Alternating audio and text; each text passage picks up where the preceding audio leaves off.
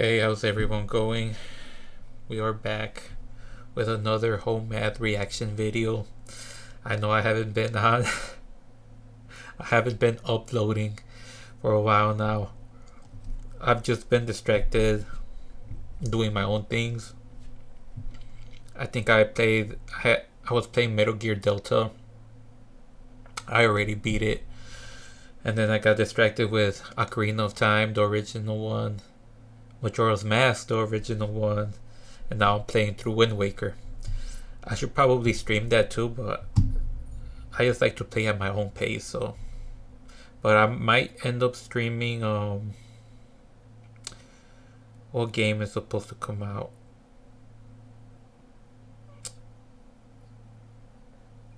Resident Evil for sure, but maybe Silent Hill if it's good. I haven't decided yet, because I've heard bad things about it, so my hopes are going down, but we'll see. But yeah, I apologize for not uploading more. I'll try to be more consistent this time, because I've realized that I've been playing a bit too much. I'm getting sidetracked, but I mean, it's just one of my hobbies. But let's jump right into this. Out online.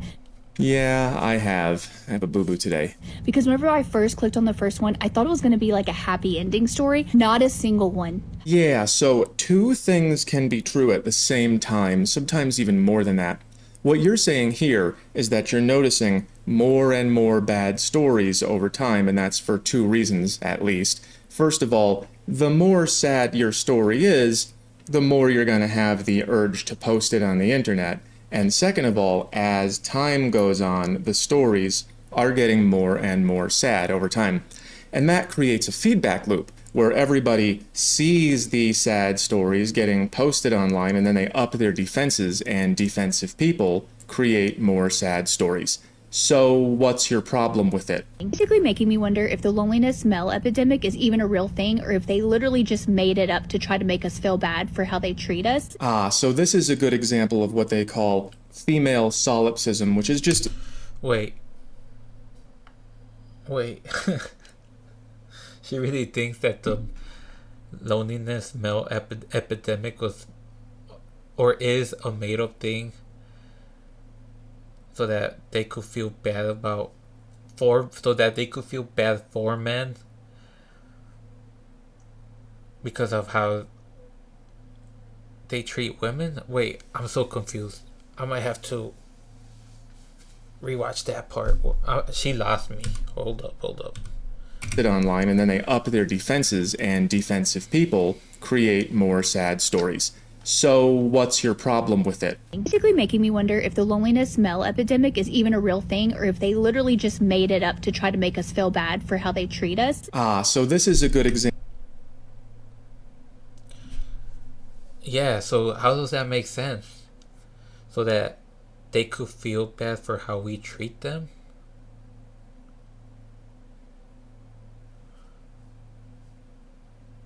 I don't know, guys. I'm confused. Example of what they call female solipsism, which is just egocentrism. She is failing to understand the difference between her life and what happens directly to her and the world. I've been doing this for 2 years now, and I have it all in easy-to-read chart format, and I even put it in computer text to get rid of my terrible scribbles. So what's happening is, as society falls apart and we spend more time communicating with strangers and less time in communities, women get more picky because women are just naturally more picky with men they don't know. Most men can find a girlfriend in a community, but very few men can impress women that they have just met, and we don't have community anymore. So once again, two things can be true. The male loneliness epidemic is happening down here in the not people zone, while also these men up here have access to all of the women, so they have the opportunity to occasionally use and discard one because it is easy. Let's see what that looks like. Basically, yeah. A lot of these men struggle trying to talk to women. They don't know how to talk to women. And I know this from experience because I always thought that being a feminist, aka simping for a woman, a stranger especially, was the way to attract them. And it's not. That is not the way you attract them. And it took me a while to realize this until like my last two relationships, where I literally was doing everything for them, and they still felt underappreciated. They still felt like I wasn't doing enough for them when I felt like I was doing more than enough. So that made me realize that no matter how much you give a woman, they're never going to be satisfied. And that's why dating for single men is so hard nowadays, because that's what they have taught us to do. They have taught us to be chivalrous towards all women. But all women don't deserve it. Only some women deserve it.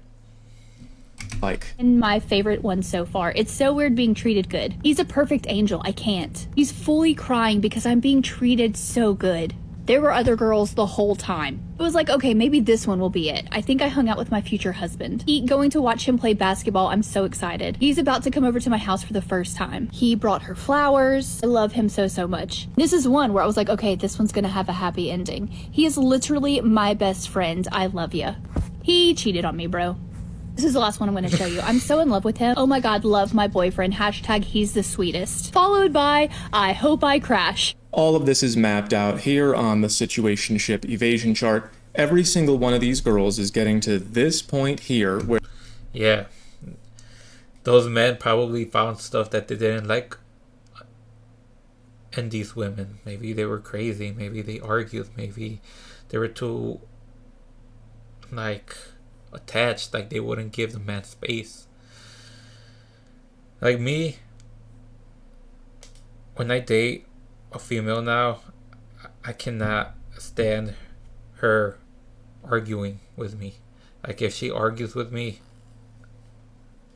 I'm not gonna take you seriously. Honestly, I'm just gonna keep you in the friend zone, in the situationship zone, and I'm never gonna take you seriously the moment you show me that, because I've already dealt with this so many times, where my exes have always argued with me about every single little thing, and it's stressful. I don't want a life like that. I lived like that growing up with my mom, doing the same thing, acting the same way. I don't want that for my wife and for the rest of my life. And quite frankly, I'm a lot happier single because I don't have to deal with women constantly nagging and arguing with me. So maybe these men found something that they didn't like and they just never committed, just like me.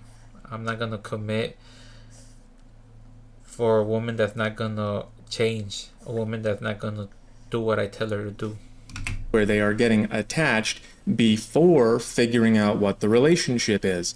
And then they say, what are we? And the answer is never what they want it to be.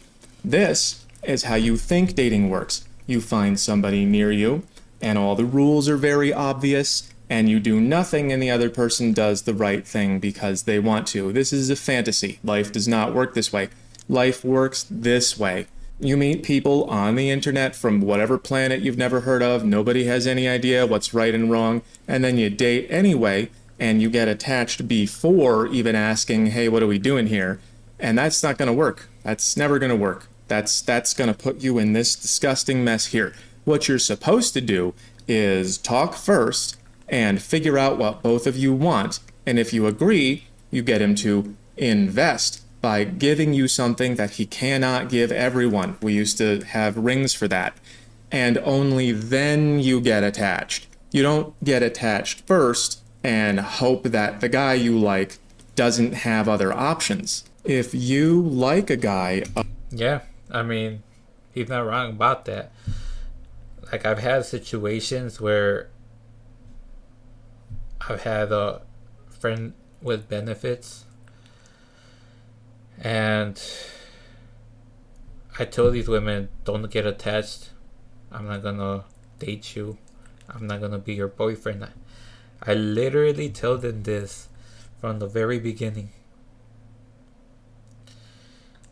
And we go through with it, we do the deed, and eventually they get attached and they fall in love with me.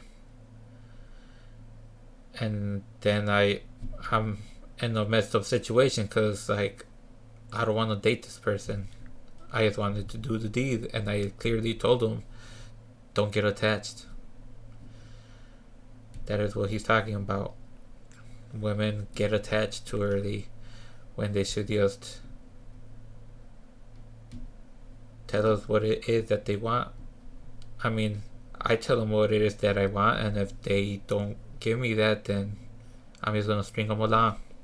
Other girls like him too, especially if you did not meet him through a stable, long-term community. And yeah, men should not make these choices, but they do, and nobody stops them. I did it. I didn't even know it was wrong for like 5 years. I just kept going like, why do these girls keep getting upset? I didn't promise them anything. So unfortunately, the answer is that you need to follow this green line and take responsibility for your own choices, because no one else is gonna. If you meet a guy you like, you gotta talk to him first and then make sure he's paid up in advance before you go deciding that you're gonna be together forever. If you want to get these charts, they are available by clicking the link in the description. Another banger from Home Math. Like I said, it's just sometimes these women get attached too quickly without asking you, the man, what it is that you want. Or you tell them what it is that you want and need from them, and they say they give you that, and eventually they show their true colors and they don't give you that. They basically lie to you. And once the truth comes out, you just get turned off and you don't want to be in that thing anymore. That's what happened with me and my ex. She kept telling her what it was that I needed from her. She wouldn't change.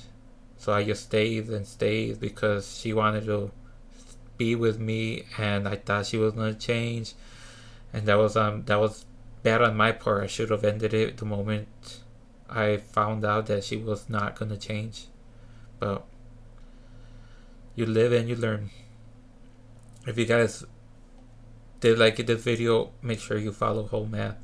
I'm gonna post his page link down below in the description, the video link. Go watch it, go give it a like, and I'll see you guys in the next video. Peace.